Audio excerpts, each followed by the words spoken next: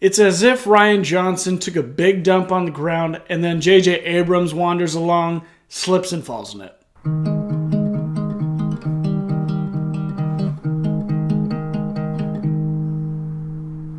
Hey everyone, thanks for stopping by and checking out my review on Star Wars The Rise of Skywalker. This is a non-spoiler review, so I'm not going to spoil a thing. I'll just tell you my initial reaction, kind of my thoughts on the movie, and I'm going to be releasing a spoiler-filled review later, so check that out. But for now, this is a non-spoiler review, so don't be afraid. If you don't want to know anything about the movie, you just want to go into it with fresh eyes, maybe don't watch my review, that's fine with me. But if you do want to know what my thoughts are, I'm not going to spoil anything, so let's go. Now, before we get too far into my thoughts on The Rise of Skywalker, you do need to know a little bit of backstory behind the first two films in this trilogy. So starting off with The Force Awakens, J.J. Abrams was tasked to start this new trilogy with the movie The Force Awakens, and this movie kind of drew a lot from past movies such as A New Hope.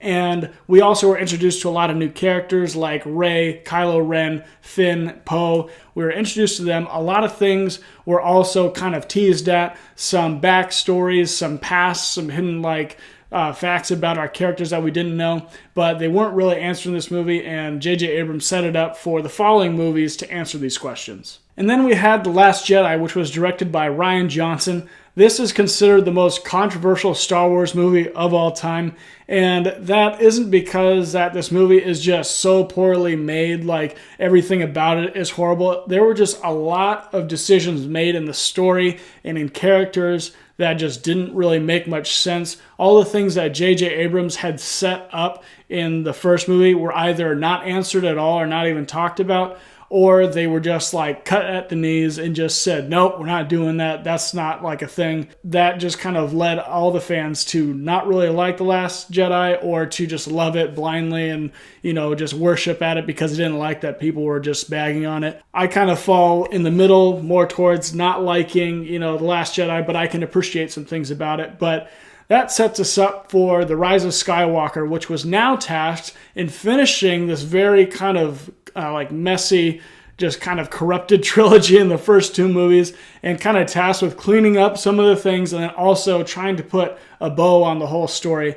And like I said, this movie was supposed to be considered kind of the end to the Skywalker saga, and so it also needed to kind of raise the stakes in some ways that weren't able to be set up fully in the first two movies. So that's just a little bit of backstory going into my review. I'm sorry that it was a little bit long, but you kind of got to know what the table was and how it was set in front of this movie before they got to serve their meal and we all ate it, and we kind of have our opinions about everything. But I don't think that this whole movie is J.J. Abrams' fault, but this movie was a little bit of a disaster. Firstly, you're going to hear from pretty much every review that you see is that this movie is just too full of story. There's just too much going on. It's hard to say that this movie really builds on itself. I feel like you're just kind of getting tied to the back of this car and dragged through the streets, and you're like, whoa, what's going on here? Like, this is really uncomfortable. I don't really know what's going on. Every time that I try to get a grasp on things, I feel like I'm just moving on to the next thing. And a lot of that is also due to the pacing. Since they had to do so much with this movie, it feels like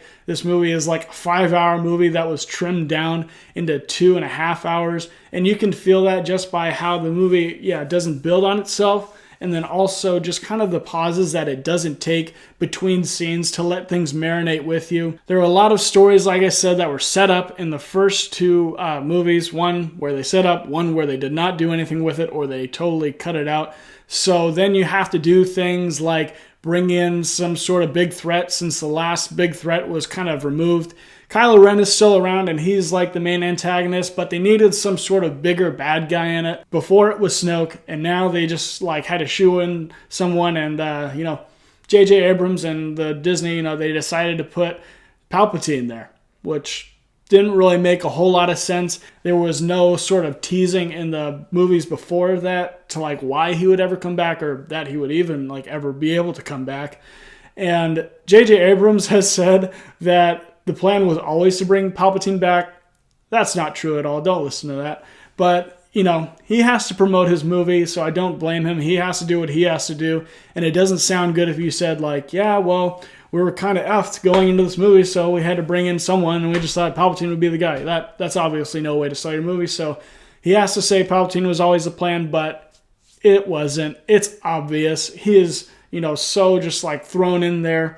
And the movie introduces itself kind of around his character, and it doesn't really like fully feel like he's as much of a threat as he should be, just because of who he is and how he's come back. They don't really explain it very well. It just kind of felt a little bit empty and didn't feel like it was, as it should have been if it had actually been thought through. Rey in this movie is extremely overpowered, and she has been in the last few movies, and it's been a problem. People call her a Mary Sue, which just means that she's a female character that doesn't feel like she ever has to face like any real adversity. She doesn't really have a problem with squaring up with whatever difficulty is put in front of her. She doesn't really ever get challenged or ever get hurt in any way. And if you look at that definition, she pretty much falls right into it. I don't blame Daisy Ridley, the actress who plays Rey, and I didn't really necessarily dislike her character in The Force Awakens.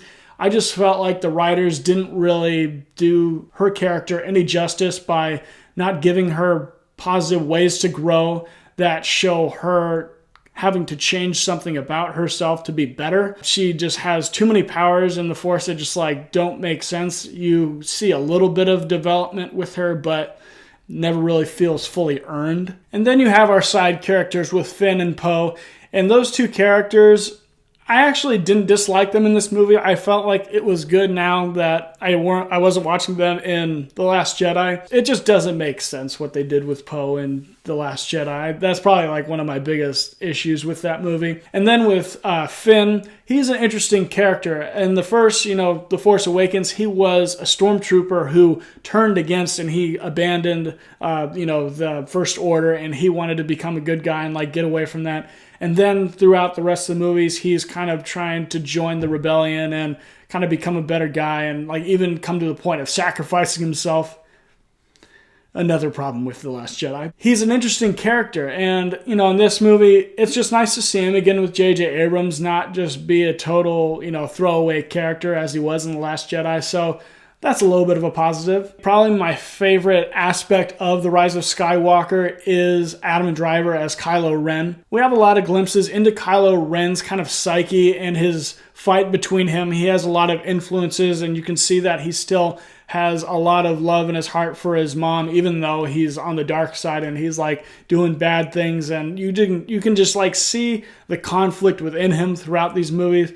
And that's carried out in this movie. And I thought that his character was probably the best aspect of this film. We also have Princess Leia, or General Leia, whatever. Leia's in this movie. As we know, Carrie Fisher passed away before The Last Jedi came out about 2 years ago. But she didn't die in that film, so they needed some kind of way to keep her in this movie, because it would feel weird if she just like wasn't in this movie at all, or it might feel disrespectful if they just like CGI'd her in. It's just like kind of awkward. So what they tried to do was that they used some footage from The Force Awakens, and they tried to shoot some scenes around it, kind of like doctor it in there so that she could be in the film and it wouldn't just feel like super weird not having her there, or being disrespectful and just like totally just killing her off like in a weird way. I just didn't think that those scenes felt like real at all. And I know that I knew this like going into it, that their dialogue was going to be centered around what they had of her and her dialogue. The words just like don't really make any sense. They don't really line up with the story very well. It's just very forced, and I don't blame like a ton of people for this. Like it's just like an issue, but I'm not going to sit here and say like, oh yeah, they did a great job with that. Like it was amazing. It stood out to me. And like I said, it's just like a crappy situation. You can't really do much about it, but it wasn't very good. All in all, the biggest problem with this movie is that it's trying to be way too many things all at once. It's just way too jam-packed full of things that are not coherent enough to feel like it's one put-together story. It just feels like it's a pinball just bouncing around things, and you just can't get a hold of what's even happening. You just know that the ball's just bouncing around everywhere, and you don't know what has already happened. It's just very hard to digest this movie as an audience while you're watching it. It has all the, nice visuals in it, but it's just a movie that was rushed. It's a movie that had to do way too much with like what it should have been doing. It just had too much on its plate. This is kind of the end of this trilogy, and I feel kind of happy that it's over. There was a lot of controversy with The Last Jedi, and this movie just had a lot of weight on its shoulders to accomplish, and it just was not a good place that I think that Star Wars should have been in. I think that it's a good thing that Star Wars is with Disney. I think that Kathleen Kennedy should probably move on and they should find someone better to fill the role. We have some really good Star Wars properties still, like The Mandalorian, but I'm just kind of glad that this trilogy is over and we can move on. Hopefully learn from the mistakes made in those movies. Have a better plan going forward. I still think that trilogies are a really great thing to do with Star Wars. I think that, some I think some spin-off stories are still good. I don't think that trilogies are dead. I don't think that, audiences out there don't want trilogies. I just think you need to do a better job. We'll go and see it, and these movies will make a ton of money. You just have to give us a reason to want to go and see these movies. You have to handle it with some skill. I hope that Star Wars can move forward, have a new head producer that can create a coherent vision for the Star Wars universe, and that everyone can be satisfied. The fans will be satisfied with a better product, and obviously Star Wars and Disney will be satisfied because they're earning our money, and that's a good thing. All that being said, the last movie in our Skywalker saga, The Rise of Skywalker, is passable. 60% of the time, it works every time. Thank you guys for stopping by and watching my non-spoiler review of The Rise of Skywalker. Look out for my next review, a spoiler review of The Rise of Skywalker. I'll get more into the specifics of the story, what I liked, what I disliked about exactly what they did. If you've seen the movie, you can watch that. Or if you don't plan on seeing the movie, you can watch it too, have it all spoiled for you, kind of get a better idea of why I think what I think about the film. Watch out for that review. I'll also be coming out very shortly with my Martin Scorsese ranked review. He has directed a lot of movies, so I'm dwindling it down to about 15 of his movies. Still a ton of movies, but I'm going to rank all those 15 movies and tell you what I think about him as a director, so check that out. As always, if you could leave a like on this video, that'd be awesome. I would appreciate it if you subscribed, hit the notification bell so you'll be notified when I release all of my new content. Follow me on Instagram at Jared Gilster. You'll also be able to see when I'm releasing my new content, and I'll see you guys next time.